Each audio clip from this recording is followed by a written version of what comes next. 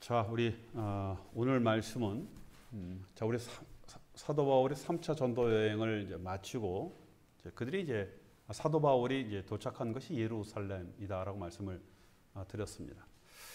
자, 예루살렘에 가면은 이제 당신 죽게 되어진다라는 많은 사람들의 만류에도 불구하고 이제 사도 바울이 예루살렘으로 가게 되어지죠. 뭐 가고 싶어서 간 것이 아니라 나름대로 가야 할 특별한 이유가 있었기 때문에 이제 사도 바울이 예루살렘에 들어가게 되어집니다.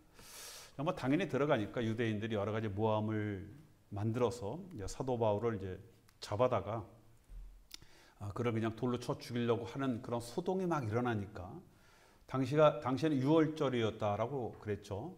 뭐 유월절이면은 뭐 천하 각국에 모여 있던 모든 유대인들이 하나님을 이제 경배하기 위해서 그 성전을 이제 찾아오기 때문에 당연히 그때는 뭐 로마 그 군사들의 치안이 강화되어지는 그런 와중입니다.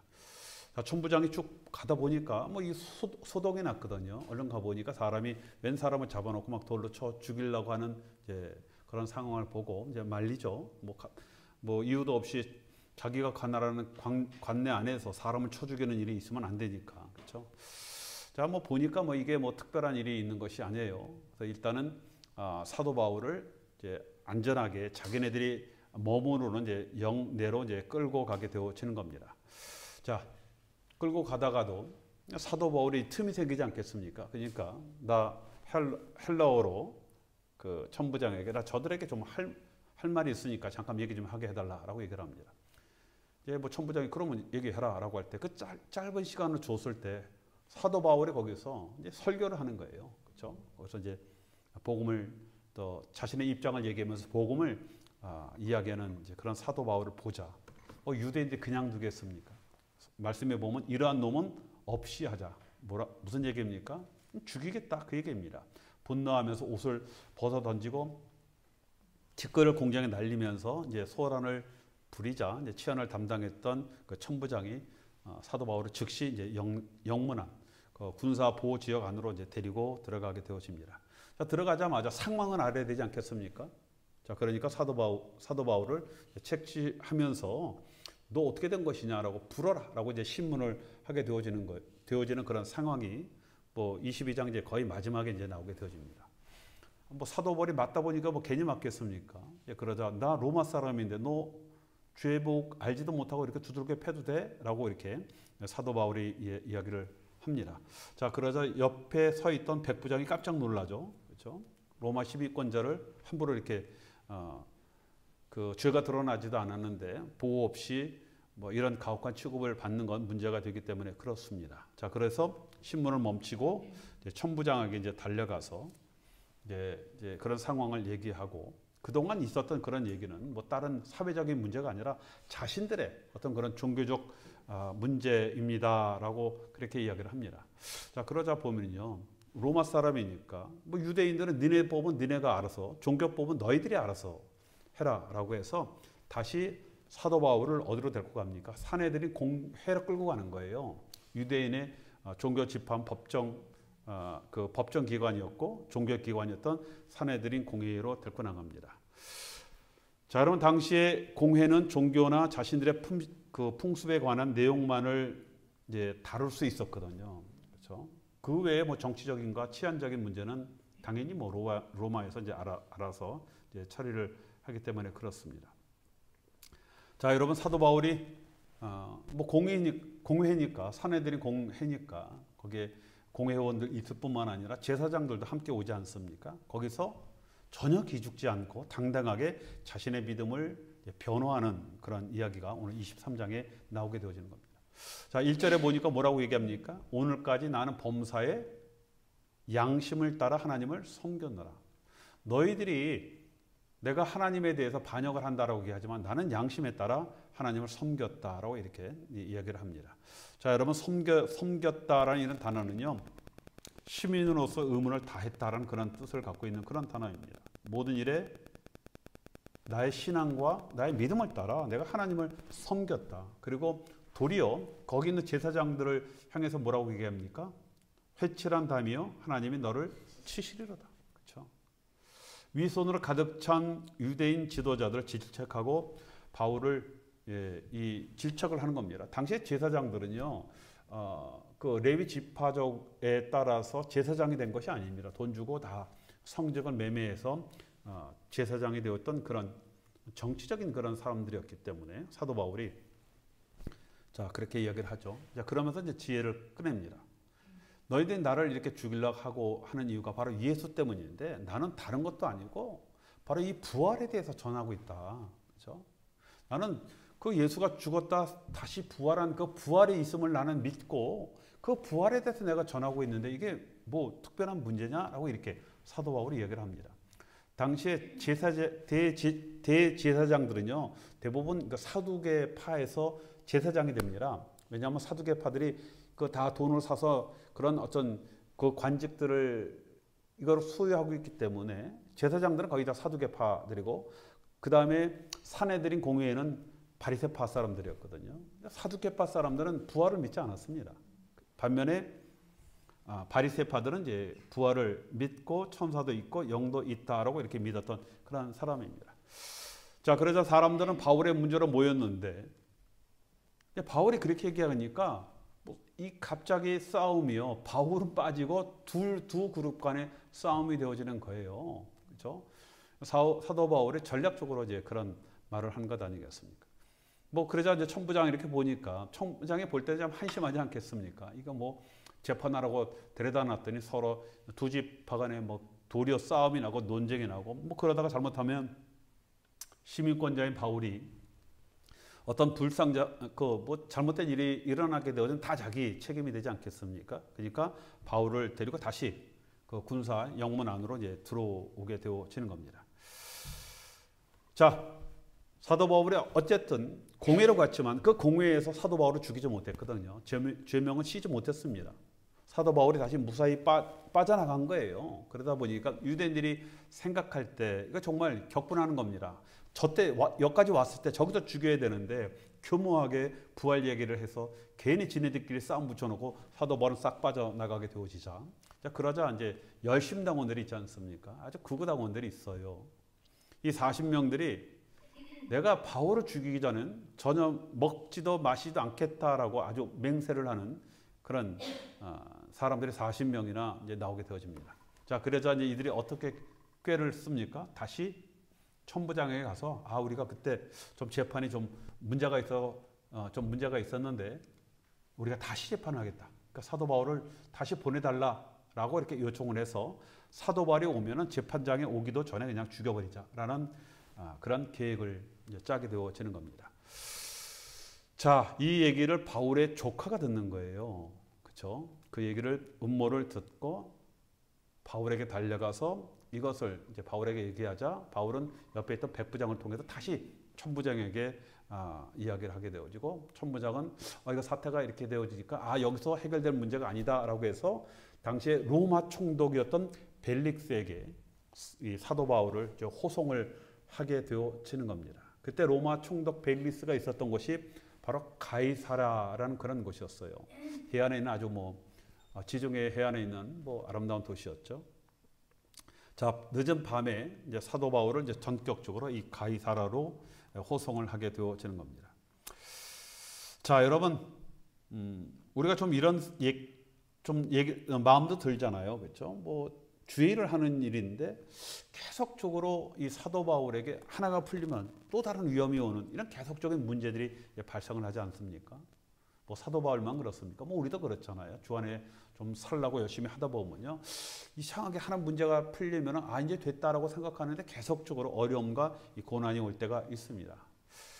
이것도 한두 번이죠. 계속 이런 고난과 어려움이 오게 되어지면 우리도 나도 모르게 실망과 이제 좌절을 하는 그런 일들이 있습니다. 그렇죠? 자, 여러분, 그렇다고 우리가 실망하지 말라, 좌절하지 말라, 기도하십시오. 그런다고 물론 이제 당연한 말씀이지만 참 이것이 우리를 때로는 어렵고 힘들게 하는 것 아니겠습니까? 자, 여러분, 그럴 때 우리도 나름대로 하나님 앞에요. 이 믿음과 지혜를 구해야 할 필요가 있습니다. 그렇죠? 잔매에도 장사가 없이요. 우리도 계속 이렇게 어려움을 당하다 보면 나도 모르게 내 믿음이 흔들릴 때가 있거든요. 자, 그래서 우리에게는 하나님의 특별히 먼저 믿음과 지혜를 구하는 이제 그런 모습들이 필요하거든요. 사도 바울이 이럴 때 참 지혜롭게 이 어려운 곤경과 고난들을 잘 빠져나가지 않습니까? 이 바리새인과 사두개인들에게 그들의 교리가 서로 어떤 논쟁이 되어줄 수 있는 부활에 대한 이야기를 언급함으로 말미암아 또 그 위기를 이런 벗어나게 되어지는 그런 또 지혜들. 자, 여러분 우리도 영적 싸움이나 하나님을 할 때도요. 그럼 무조건 믿음으로 믿습니다 하는 거 되는 것이 아니라, 그럼 우리에게 때로는 하나님께서 우리에게 주시는 그 지혜로 우리가 해결하고 때로는 돌파해야 하는 그런 문제가 있거든요. 그래서 하나님 이 문제 그냥 왜 나한테 자꾸만 이 문제만 이런 문제가 옵니까? 오지 않게 하고 이거 해결해 주십시오라는 그런 기도는요. 그냥 어린애와 같은 어렸을 적 기도가 아니겠습니까? 자, 여러분 우리가 그런 문제가 오면 하나님 이 문제를 지혜롭게 또 내 믿음 안에서 해결할 수 있도록 지혜와 믿음을 구하는 것이 굉장히 필요합니다. 그래서 그 어려움을 잘 우리가 또 이겨나갈 수 있는 그런 것. 자, 고난을 당할 때도 하나님께서 예비하신 피할 길을 찾는 그런 지혜가 필요합니다. 우리 예수님께서요, 마태복음 10장 16절에 보면은요, 뱀같이 지혜롭고 비둘기같이 순결하라 이렇게 말씀을 하셨거든요. 우리에게 지혜를 말씀을 하셨습니다. 무조건 하나님 해결해 주십시오가 아니라 하나님께서 주시는 그런 지혜로서, 그렇지만 그 지혜가 얄팍한 그런 지혜가 아니라 우리 마음이 순결하지만 그 날카로운 그 지혜를 가지고 문제를 해결할 것을 말씀을 하셨습니다. 자, 여러분, 그리고 우리의 믿음을 지키는 것이 중요하죠. 가장 중요한 믿음이 흔들리지 않도록. 자, 하나님께서 결국 그런 환경을 사용을 하십니다. 그리고 합력하여 선을 이루시는 그런 하나님의 모습들을 또 우리에게 또 사도 바울에게 보내주시지 않았습니까? 우리가 이러한 기대를 가지고 우리의 믿음으로 행하는 것이 굉장히 중요합니다. 자, 여러분 또 한 가지 중요한 것이 있죠. 담대해야 한다. 그렇죠?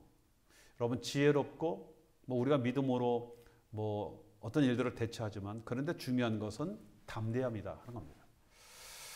자, 저는 이게 거룩한 배짱이 아닐까라고 생각이 되어져요. 어떤 사람은 정말 이것이 마음이 높고 다리가 후들 떨리고 정신이 휘황한 그런 상황임에도 불구하고 때로는 우리가 내 자신도 감당되지 않는 어떤 그런 담대함이 나올 때가 있지 않습니까? 그렇죠? 여러분, 우리는 하나님 옆에 이런 담대할 그럴 필요가 있다라는 겁니다. 자, 여러분, 하나님의 사람들이 반드시 기도해야 할 것이 아까 말씀 믿음도 또 지혜도 필요하지만 이런 담대함이다라는 겁니다. 자, 여호수아에게 하나님께서 여호수아 1장에 보면은 너는 강하고 담대하게 이 일을 행하라라고 말씀하셨어요. 그렇죠? 담대하게 너가 행하라라고 이렇게 말씀을 하셨습니다. 두려워하지 말고 놀라지 말라라고 이렇게 말씀을 하셨습니다. 자, 여러분, 예수님께서도 제자들에게 세상에 나가서 뭐라고요? 세상에서는 너희가 환난을 당하나 고난과 어려움이 있다. 그렇지만 담대하라라고 말씀을 하셨습니다. 두려워 떨어서 정신없어 하지 말고 담대하라라고 이렇게 말씀을 하셨습니다.